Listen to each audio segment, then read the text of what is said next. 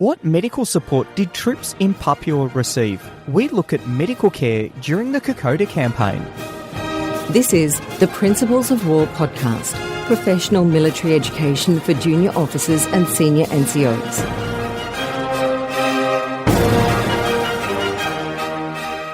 Ladies and gentlemen, welcome back to episode 125 of the Principles of War podcast. This week, we're going to look at a topic that, in many operations, receives too little planning consideration and resources, and that is the medical support to the troops. Good medical care is very important for morale. Good medical care will decrease the rate of disease amongst the troops. Good medical care will decrease the number of deaths from wounds and disease, and good medical care will increase the number of soldiers that can return to active duty. But the provision of that medical care is often done in austere conditions, sometimes impacted by enemy action, and often without significant logistic support.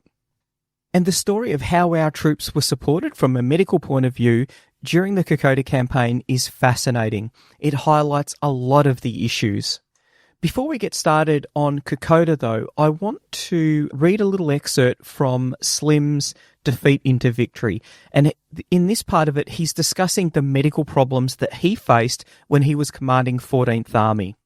He writes, "My second great problem was health. In 1943, for every man evacuated with wounds, we had 120 evacuated sick. The annual malaria rate alone was 84% per annum of the total strength of the army, and still higher among the forward troops. Next to malaria came a high incidence of dysentery, followed in this gruesome order of precedence by skin diseases and a mounting tail of mite and jungle typhus, a particularly fatal disease. At this time, the sick rate of men evacuated from their unit rose to over 12 per 1,000 per day. A simple calculation showed me that in a matter of months at this rate, my army would have melted away.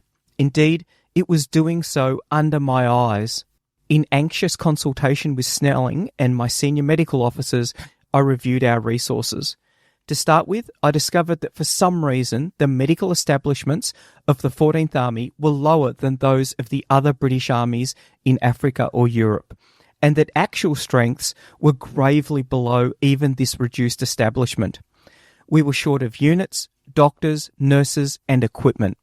Our hospitals had been of necessity expanded to take 25% more patients than they were designed to hold. We now had 21,000 hospital beds, all occupied. To nurse these seriously sick or wounded men, we had a total of 414 nursing sisters, less than one nurse to 50 beds throughout the 24 hours, or in practice, 1 to 100 beds by day or night. In case you're wondering, his first problem was logistics, but in this example, I wanted to highlight his take on the medical problem that he faced in India with the 14th Army. One of his other problems was the morale of the soldiers, and he saw evacuation and care of his sick and wounded troops as being a critical part of restoring the morale of the 14th Army.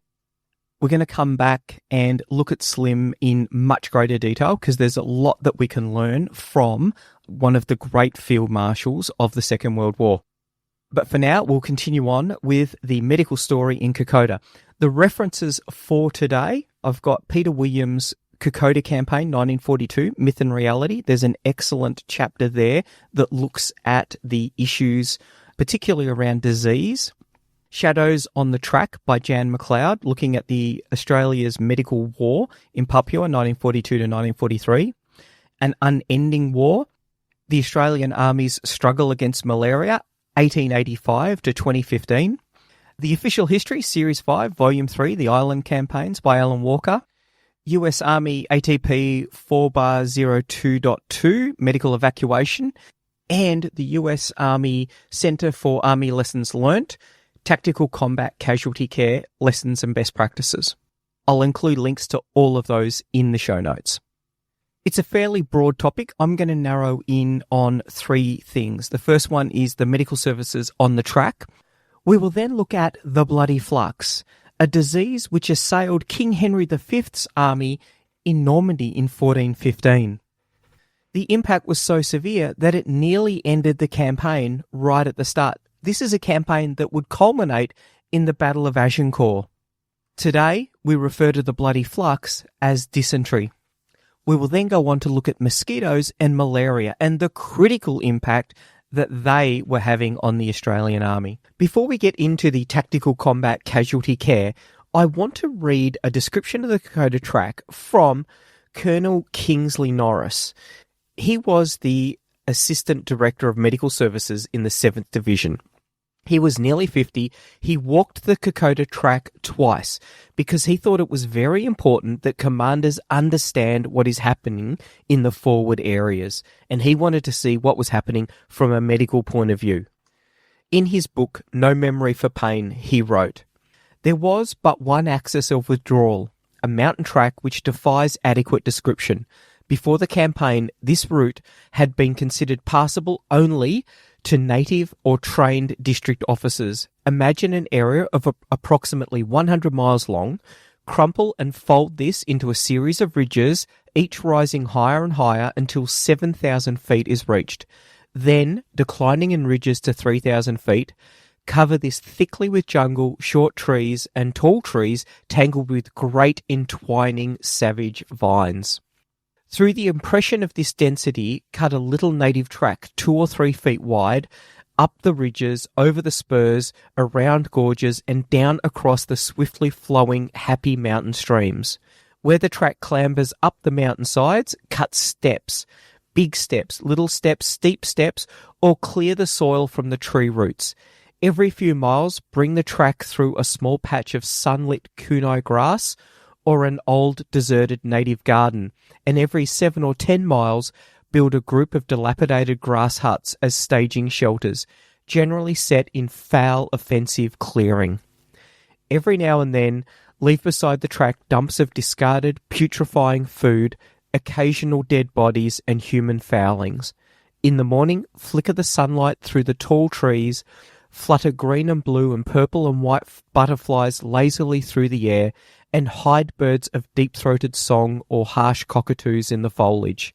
About midday and through the night, pour water over the forest so that the steps become broken and a continual yellow stream flows downwards, and the few level areas become pools and puddles of putrid black mud. In the high ridges about Myola, drip this water day and night over the track through a fetid forest grotesque with moss and glowing phosphorescent fungi." Listening to Sir Kingsley Norris's description, you can see the difficulties in trying to evacuate casualties over such parlous terrain. As we turn our mind now to the Tactical Combat Casualty Care, or TCCC, we want to be thinking about what was the experience of the wounded soldier during the Kokoda campaign.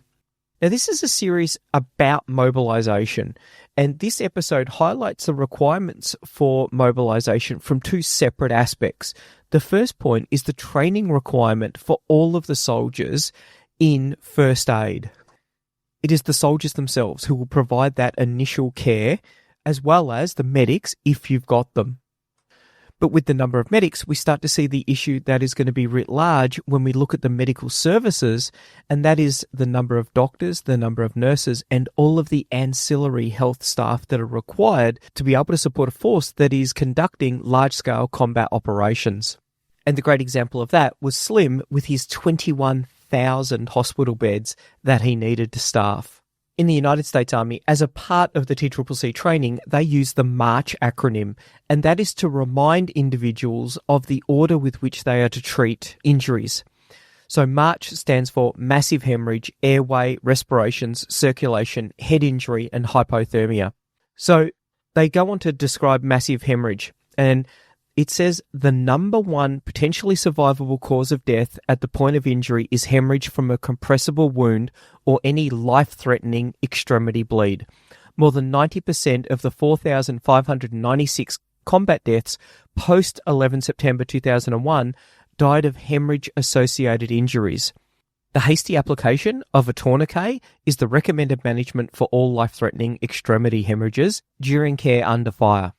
The concept of the tourniquet has been around for thousands of years, with them being used in both the Greek and Roman armies. During the Second World War, though, tourniquets had fallen out of favour. They were viewed as a treatment of last resort. The preference was for either direct pressure or pressure dressings to achieve hemostatic control. Since World War II, we've seen advances in not only the treatment of the casualty, but also the training of the individual soldiers to be able to carry out that treatment. And the use of tourniquets is a really good example of that. Sometimes the soldiers on the track were lucky enough to have a doctor with them. One of those examples was Bravo Company 39th Battalion under Lieutenant Colonel William Owen at the First Battle of Kokoda. They were accompanied by Doc Vernon. Doc's a really interesting character. He was the regimental medical officer for the 4th Light Horse Regiment at Gallipoli. He later served with the 11th Light Horse in the Middle East. In the Sinai, he was awarded the Military Cross for conspicuous gallantry and devotion to duty. In January 1917, he was promoted to Major, and in November he was wounded and repatriated back to Australia. He later moved to Papua, where he traded and continued his practice of medicine. He then established a plantation at Yoda to the west of Kokoda. On the 27th of February 1942, he decreased his age by 8 years and enlisted in the 2nd AIF, and he was posted to the Australia-New Guinea Administrative Unit, Angao. So at the age of 59, Doc Vernon finds himself with Bravo Company setting up a regimental aid post, or RAP, in the village of Kokoda. Part of the battalion was in contact in Oivi and was finding the position untenable. The official history picks up the story. An RAP was set up in the police house at Kokoda and was prepared for casualties. Early on a cold evening, and with the light of a full moon shining through the mist on the heavily shadowed rubber trees, the Japanese attacked. The first casualty was the commander, Lieutenant Colonel W.T. Owen. Vernon moved him to the RAP, but he was mortally wounded by gunshot fire. There were only a few other casualties, and these were not serious, and after their wounds had been dressed, they retired to Daniki with the troops. Major W.T. Watson, commanding the Papuan Infantry Battalion, was now in charge. He and Vernon were the last to leave and ensured that no one needing help was left behind before they made their way out through the gathering mist. By dawn, they were in the foothills and the wounded were tended, including some who had not gone through the aid post. Retreat was inevitable, with some 90 men facing a force much superior in numbers, and most of the medical equipment, except the instruments, had perforce to be left behind. So Kokoda was left in its misty silence, with the high peaks of the ranges and the stream-cleft valleys between the little Australian force and its base. This little vignette highlights the difficulties of managing casualties during the withdrawal. Vitally important medical equipment had to be left behind. In this scenario, there were no stretcher cases. They were all walking wounded, but the lack of time meant that critically needed medical equipment had to be abandoned. The official history states that most of the gunshot wounds were caused by small caliber Japanese bullets, which produced less injury and pain than those caused by other weapons, which is an interesting observation. This brings us to the removal of the casualty from the battlefield. There are two options: Medivac and Casivac. US Army Doctrine ATP 4-02.2 details the difference. There is a critical difference in capabilities between Medivac and casualty evacuation, or Casivac. Planners and leaders must understand the differences in order to optimize conformity and continuity of medical care to reduce the mortality and disability of patients. Medical evacuation is performed by dedicated, medically equipped and standardized Medivac platforms, designed especially for the Medivac mission to provide en route care by trained medical professionals who provide the timely, efficient movement and en route care of the wounded, injured or ill persons from the battlefield or other locations to medical treatment facilities. The provision of en route care on medically equipped vehicles or aircraft greatly enhances the patient's potential for recovery and may reduce long-term disability by maintaining the patient's medical condition in a more stable manner. Medical evacuation ground or air ambulance platforms are defined as platforms exclusively employed for the evacuation and en route care of wounded, injured or ill casualties and for the transport of medical personnel and equipment by military medical personnel. Casualty evacuation is the movement of casualties aboard non-medical vehicles or aircraft without en route medical care. Casualties transported in this manner may not receive proper en route medical care or be transported to the appropriate medical treatment facility to address the patient's medical condition. If the casualty's medical condition deteriorates during transport or the casualty is not transported to the appropriate medical treatment facility, an adverse impact on their prognosis and long-term disability or death may result.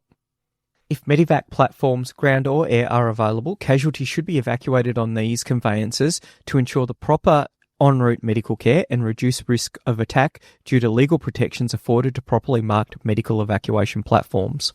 Since CASEVAC operations can reduce combat power, units should only use CASEVAC to move soldiers with less severe injuries when medevac assets are overwhelmed or otherwise unavailable.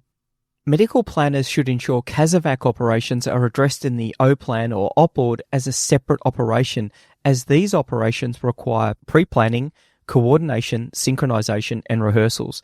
The CASEVAC plan should ensure casualties with severe or life-threatening injuries are prioritized for evacuation on dedicated medevac platforms. When possible, non-medical vehicle aircraft transporting casualties should be augmented with a combat medic or combat lifesaver. The type of en route monitoring and medical care/first aid provided is limited by the following factors: the skill level of the individual providing care, medical equipment available, number of casualties being transported, and the accessibility of casualties. Casualty evacuation and medevac are complementary capabilities and when used efficiently and effectively reduce soldier mortality. Having CASEVAC capable platforms does not negate the need for planning for and using organic medevac assets. As complementary capabilities, they enhance the manoeuvre commander's options and ability to clear the wounded from the engagement area while ensuring that the more severely wounded have access to increased life-saving capabilities provided in the medevac platform. A casualty is any person who is lost to the organisation by having been declared dead, duty status whereabouts unknown, missing, ill, or injured. And there's some really good planning considerations in there if we were considering large-scale combat operations. When you read through the battalion and brigade war diaries, you can see battalions having multiple mass casualty events. They, of course, didn't use that nomenclature, but today a mass casualty is any number of human casualties produced across a period of time that exceeds available medical support capabilities. There's some very good discussion there about the removal of casualties from the battlefield with either medevac or CASEVAC assets and the coordination that's required between the two. Let's compare and contrast that with what was available during the Kokoda campaign. Of course, there were two types of casualties, walking wounded and the stretcher cases. For the walking wounded, they walked. That seems kind of obvious, but it's important to remember that at somewhere like Kokoda, if that was where they were wounded, they were walking from Kokoda all the way up to the peak and then all the way back to Port Moresby. A not insignificant journey, particularly when you think that many of those who had sustained battlefield injuries also were suffering from either dysentery or malaria or both. For the seriously ill or wounded, the official history describes the manner of medevac. With improvised stretchers, 1 or 2 blankets lashed with native string to 2 long poles spread by stout traverse bars, as many as 8 or 10 native bearers would carry day after day. To watch them descend steep, slippery spurs into a mountain stream, along the bed and up the steep ascent was an object lesson in stretcher bearing. They carry stretchers over seemingly impassable barriers, with the patient reasonably comfortable. The care which they show to the patient is magnificent. Every need which they can fulfill is tended. If night finds the stretcher still on the track, they will find a level spot and build a shelter over the patient. They will make him as comfortable as possible. Fetch him water and feed him if food is available, regardless of their own needs. They sleep 4 each side of the stretcher, and if the patient moves or requires any attention during the night, this is given instantly. That's not everyone's recollection of the contribution of all of the Papuans who were meant to be supporting the Australian logistics work. Now, there were obviously some very brave and very hard-working Papuan natives, but I think it's really important to remember that the work that all of them were asked to do was very arduous and sometimes very dangerous. It was also very important because not only were they a part of the logistics plan, but they were also part of the medical plan. I think some of the issues that the Papuan natives had came down to the kind of work that they were asked to do, and that was because of the planning mistakes that had been made. As we look at the complexity of constructing a medical plan, I don't want to relegate this to being just a history lesson, because I think that the challenges that the doctors and commanders faced back then in 1942 could be very similar to what would be faced on future operations. They are trying to conduct medevac without air transport in complex terrain. Also, we're seeing New Guinea Force conducting mobile operations. Not the advance, the withdrawal. The withdrawal being a lot more complicated because not only is there a steady flow of casualties coming to the regimental aid posts, but those casualties need to be evacuated in a timely manner because the enemy is putting pressure on the front line as they advance. This may necessitate troops fighting on ground not of their choosing in order to delay the enemy's advance long enough to buy time to get the wounded out. Tactically, we see this at the Battle of Ishirava. Not only is there an increasing number of casualties coming into the 14th Field Ambulances detachment at Ishirava Rest House, but there is a parlous capability to clear those casualties from the regimental aid post. The official history mentions another factor in the withdrawal of the troops. Exhaustion due to physical strain and exposure was significant, particularly during the withdrawal. While the force was advancing, tired men could be kept and rested and then sent on to their units. But during the retirement, the men had to be sent back. The policy was laid down that holding and treatment centres could only be considered at points 2 days' travel behind the troops in contact with the enemy. In the Kokoda campaign, this was only really possible once the troops had withdrawn all the way back to Imita Ridge. They were able to stabilise the front line, and medical facilities could be established without the fear of needing to withdraw in haste again. This is one of the complications for the withdrawal that doesn't get thought of too often, and I think it's why it makes the withdrawal one of the most complicated and difficult tactical tasks, and often one of the most costly. The Kokoda campaign, the withdrawal from Kokoda all the way back to Imita Ridge, definitely was an extremely costly operation for the Australians. On the 29th of August, the Australians had been unable to maintain that 2-day marching distance between the regimental aid post and the advancing enemy. On the 29th of August, 1 man was killed and 5 were wounded when the regimental aid posts of the 53rd and 2nd 16th came under machine gun fire. Captain Hogan, the regimental medical officer assigned to the 53rd Battalion, was amongst the wounded. Now we see the situation getting worse because not only are there very few medical personnel to care for the large number of wounded, but they are becoming wounded themselves. This isn't the first time that the Australian Army had faced a tactical problem like this, where an aggressive enemy is forcing a withdrawal that is complicated by the management of the wounded, a problem that becomes intractable. In fact, it was only 7 short months prior, the 22nd of January 1942, in the dank jungles of Malaya, that Lieutenant Colonel Charles Anderson, the CO of the 2nd 19th Battalion, found himself at Parrot Salong. He was in command of Muar Force, which comprised the 45th Indian Brigade and the 2nd 19th and 2nd 29th Battalions. The commander of the 45th Brigade, Brigadier Duncan, had been killed, along with his 3 battalion commanders. I won't go into too much depth about what happened at Parrot Salong because I've already done a podcast on Lieutenant Colonel Anderson and his actions. I'll include a link in the show notes. But his medical problem came down to the fact the bridge that he needed to continue the withdrawal was heavily defended by the Japanese and he was unable to cross. He didn't have the manpower to carry all of the wounded away from the battlefield, and yet if he didn't leave the battlefield, then all of his command would be lost. Around 110 Australian and 40 Indian casualties were left. Those that were unable to move were killed. The Indian wounded who were able to move were beheaded by troops of the Japanese Imperial Guard. The remaining wounded were stripped naked and kept in overcrowded rooms, denied water or medical attention. Many were kicked and beaten with rifle butts. Some were tied up on the roads and machine gunned. Not all of these soldiers were killed outright. Nevertheless, all of the bodies were covered in petrol and cetolite. They were placed on a bridge, and one man at an end was shot. He fell into the river and pulled the rest of the wounded into the river with him.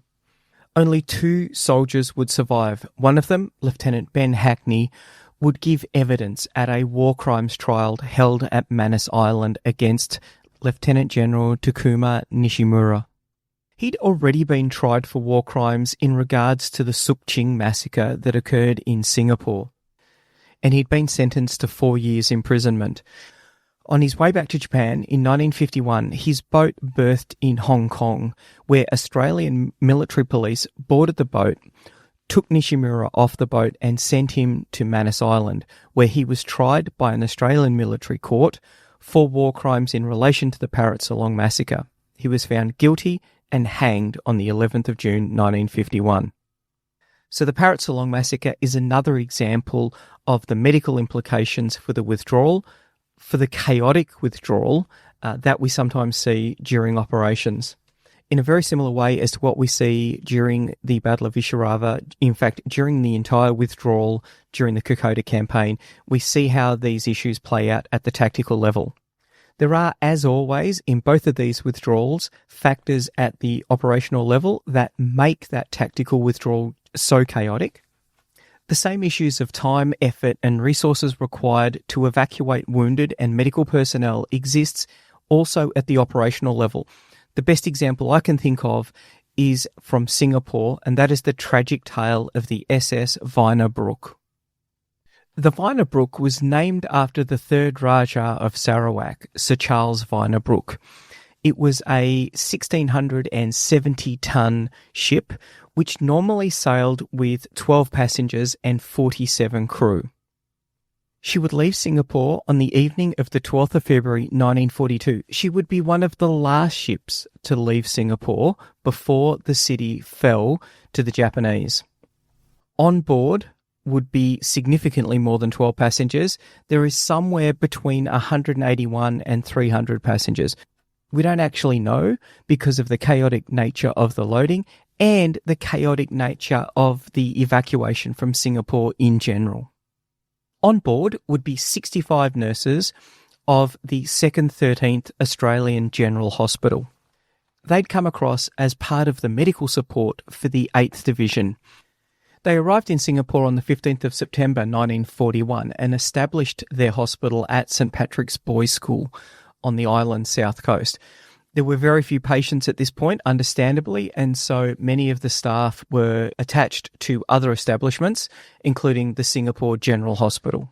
In late November, they moved into a freshly constructed and nearly completed mental hospital at Tampoi, which was just out of Johor Bahru, which is just across the causeway from Singapore. The Japanese invaded Malaya on the 8th of December. They advanced rapidly, and that forced the withdrawal of the 10th Australian General Hospital, which had been based at Malacca, back to Singapore. The 13th AGH was the only Australian hospital now on the Malayan Peninsula. They were ordered to increase the number of beds to 1,200. At the time, they only had 350 beds open, but by December 18th, they had 945 beds in operation. The 13th treated most of the 2nd AIF's casualties for the fighting in Johor, and in fact, it became a large-scale casualty clearing station. It was also the most forward surgical unit in the Army's medical organisation. The 13th commenced its withdrawal to Singapore on the 23rd of January. Just 38 hours later, it was re-established at St Patrick's with 700 beds open. As the situation in Singapore deteriorated, the conditions within the hospital deteriorated as well. The kitchen and one of the wards were bombed, and the number of patients swamped the capabilities of the hospital. Some patients were cared for in the lawns of St. Patrick's. As the situation in Singapore deteriorated, the hospital found itself on the perimeter, and then once the Allies fell back, they were in no man's land. Despite Singapore surrendering, the hospital continued to treat patients, and on the 19th of February, they had 1,273 patients that they were caring for, the peak number in the hospital's short history. They had amalgamated with staff from the 4th Casualty Clearing Station, the 2nd Mobile Bacteriological Laboratory, and the 2nd 10th Field Ambulance. The Japanese ordered that there be only one POW hospital, and so the Australian medical units, including the 13th General Hospital, were merged with the British Hospital at Roberts Barracks. Where does the Vinabrook come into the story? There were grave fears for the nurses should Singapore fall, especially after the St. Stephen's College massacre, which occurred on the 25th of December 1941 in Hong Kong. This knowledge, along with Churchill's wish that no women fall into the hands of the Japanese, saw the Assistant Director of Medical Services of the 8th Australian Division, Colonel Durham, request on the 25th of January to Major General Gordon Bennett, the commanding officer of the division, that the nurses should be sent from Singapore by the first possible hospital ship. He repeated this recommendation on the 30th of January. On each occasion, it was denied on the grounds that evacuating the nurses would have a deleterious effect on the morale of the civilians. On the 8th of February, with the divisional headquarters at Bukit Timah, he requested again, and he was told that he was only responsible for divisional resources and that the hospital fell outside of that remit. Despite this, he instructed that as many nurses as possible should be evacuated, with any casualties being sent from Singapore. 6 left on the Wah Sui with 120 sick and wounded. And on the 11th of February, at 2 hours' notice, 59 nurses were embarked on the Empire Star. The next day, on the 12th, the Vinabrook left Singapore, just 3 days before the fall of the island. Amongst the passengers, the vast majority of which were women and children, were 65 Australian nurses. That afternoon, she hid in the lee of a small island with the intent of making a run through the Banker Strait overnight. She was attacked by a Japanese aircraft, which missed. Overnight, Japanese ships impeded her progress, and the next morning she was still in the strait. The waters were very flat. At around 2 p.m, she was attacked by several Japanese aircraft and bombed. Within half an hour, the ship had rolled over and sank. Around 150 survivors made it ashore to Banker Island. They had spent between 8 and 65 hours in the water. The island was already in Japanese possession, and most of the survivors were taken captive.